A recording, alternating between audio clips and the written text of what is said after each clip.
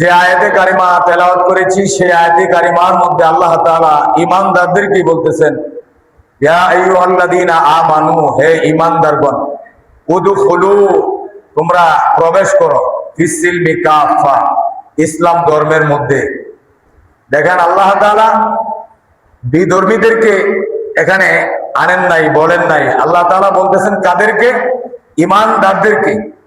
ইয়া আইয়ুহাল্লাযীনা আমানু, হে ঈমানওয়ালারা, হে ঈমানদারেরা, উদখুলু ফিস-সিলমি কাফা ওয়ালা তাত্তাবিউ খুতুওয়াতিশ শাইতান ইন্নাহু লাকুম আদুউম মুবিন। আল্লাহ তাআলা বলতেছেন, হে ঈমানদারেরা, হে ঈমানওয়ালারা, তোমরা উদখুলু, তোমরা প্রবেশ করো, ফিস-সিলমি কাফা, ইসলাম ধর্মের মধ্যে তোমরা পরিপূর্ণভাবে ইসলাম ধর্মের মধ্যে প্রবেশ করো। আল্লাহ তাআলা এই কথা দ্বারা বোঝা যায় আমি মুসলমান দাবি করলাম, ইসলাম ধর্মের সৈনিক আমি দাবি করলাম, ইসলাম ধর্মের কোন অনুসারী দাবি করলেই শুধু হবে না। আল্লাহ তাআলা বললেন, ঈমানওয়ালারা, ঈমানদারেরা, তোমরা পরিপূর্ণভাবে ইসলাম ধর্মের মধ্যে প্রবেশ করো। এই কথার দ্বারা বোঝা যায় ইসলাম আর ঈমান দুইটার মধ্যে পার্থক্য আছে। কেমন পার্থক্য? যে আমি ঈমান আনলাম, ঈমান আনার পরে আমার কাজকর্ম আরো যে নাই এমনটা না, আরো অনেক কাজকর্ম আছে। যে কারণে আল্লাহ তাআলা বলতেছেন আল্লাহর প্রতি বিশ্বাস, নবীজি সাল্লাল্লাহু আলাইহি ওয়াসাল্লামের প্রতি বিশ্বাস। যেমন আপনি বললেন লা ইলাহা ইল্লাল্লাহ মুহাম্মাদুর রাসূলুল্লাহ সাল্লাল্লাহু আলাইহি ওয়াসাল্লাম বললাম আল্লাহ ছাড়া কোনো ইলাহ নাই, আল্লাহ ছাড়া কোনো মাবুদ নাই, হযরত মুহাম্মদ মুস্তাফা সাল্লাল্লাহু আলাইহি ওয়াসাল্লাম আল্লাহ তাআলার রাসূল। আমি এই কথা বলার পরেই আমার কাজ শেষ না, আর অনেক কাজ আছে। যে কারণে আল্লাহ তাআলা বলতেছেন আমার উপরে ঈমান আনার পরে, নবীজির উপরে ঈমান আনার পরে, বিশ্বাস স্থাপন করার পরে, নবীকে মেনে নেওয়ার পরেও আরো কিছু কাজ আছে। যে কাজগুলো তুমি যদি না করো তাহলে তোমাকে পরিপূর্ণ মুসলমান বলা যাবে না। আর এই জন্যই আল্লাহ তাআলা ঈমানদারদেরকে এখানে উল্লেখ করেছেন, হে ঈমানদারেরা, ঈমান আনার পরে বসে থাকলেই হবে না। ঈমান আনার পরে এখানে শুধুমাত্র আল্লাহ তাআলা এবং নবীজি সাল্লাল্লাহু আলাইহি ওয়াসাল্লামের উপরে বিশ্বাস রেখেই ক্ষান্ত হলেই চলবে না, আরো কিছু কাজ আছে। নবীজি সাল্লাল্লাহু আলাইহি ওয়াসাল্লামের তরিকা অনুযায়ী নিজের জীবনকে পরিচালনা করতে হবে। আল্লাহ তাআলা যেগুলো অপছন্দ করেন এইগুলো পরিহার করতে হবে। আল্লাহ তাআলা যেগুলো পছন্দ করেন এইগুলোকে আঁকড়িয়ে ধরতে হবে। আল্লাহ তাআলা যেগুলোর মধ্যে রাজি থাকেন, খুশি থাকেন, এই কাজগুলো বেশি থেকে বেশি করতে হবে। আল্লাহ তাআলা বেজার হয় এমন কাজ করা যাবে না। যদি আল্লাহ তাআলা বেজার হয় এমন কাজ কেউ করে তাহলে আমাকে পরিপূর্ণ মুসলমান বলা যাবে না। যেমন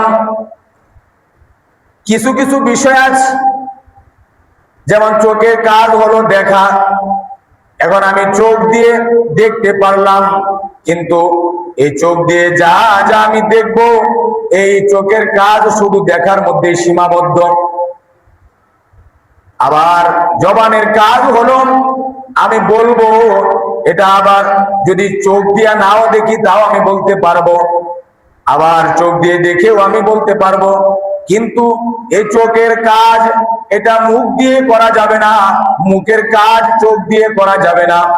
ঠিক তদ্রুপ যেমন কাউকে আপনি কোনো একটা বিষয়ে আপনি অবগত করলেন, সে বলতেছে আমি এই কথাগুলো আমি মেনে নেই না, কেন মেনে নেই না? কারণ এই কথাগুলো আমি শুনি নাই। আবার ওই লোকে বলতেছে আমি নিজের চোখে এই ঘটনা আমি প্রত্যক্ষ করেছি, আমি দেখেছি, তুমি এই কথা কেন মেনে নিতে পারতেছো না? বলতেছে আমি তো কান দিয়া এরকম দেখি নাই। আচ্ছা বুঝুন তো, কানের কাজ হলো কি? শোনা। কানের কাজ হইলো শোনা।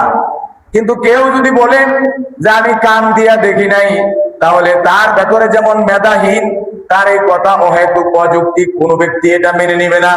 ঠিক তদ্রুপ চোখের কাজ হলো দেখা, আর কানের কাজ হলো শোনা। কান দিয়ে কেউ দেখতে পারবে না, আর দেখা যে বিষয়টা, এটা চোখ দিয়া কেউ বলতে পারবে না, এটা জবান দিয়া বলতে হবে। ঠিক তদ্রুপ হাতের কাজ হলো ধরা। হাতের কাজ হলো ধরা। এই ধরা কাজটা আপনি যতই দেখেন, আপনি চোখ দিয়া ধরতে পারবেন না। যত আপনি বলেন, এই বলা দিয়া ওই হাতের কাজটা আপনি করতে পারবেন না। আল্লাহ তাআলা কিছু কিছু বিষয় এমন রেখেছেন, একটা বিষয়কে আরেকটা বিষয়ের সাথে সহযোগী হিসাবে রেখেছেন, কিন্তু এক বিষয় আরেক বিষয়ে কখনোই তাকে সহযোগিতা করতে পারবে না। এক একটা আলাদা করে আল্লাহ তাআলা তৈরি করেছেন। ঠিক তদ্রুপ আপনি দেখলেন, আপনি বললেন, আপনি শুনলেন, আপনি ধরলেন, এই বিষয়গুলো যেরকম ধরার কাজ ধরা যায়, দেখার কাজ দেখা যায়, শোনার কাজ শোনা যায়, কিন্তু এমন একটা বিষয় আছে, দেখাও লাগে না, এরকম ধরাও লাগে না, শোনাও লাগে না। আল্লাহ তাআলা আপনাকে এমন একটা মেধা দিয়েছেন, ওই মেধা দিয়ে বিবেক আর বিবেচনা করার নামই হলো ইলম।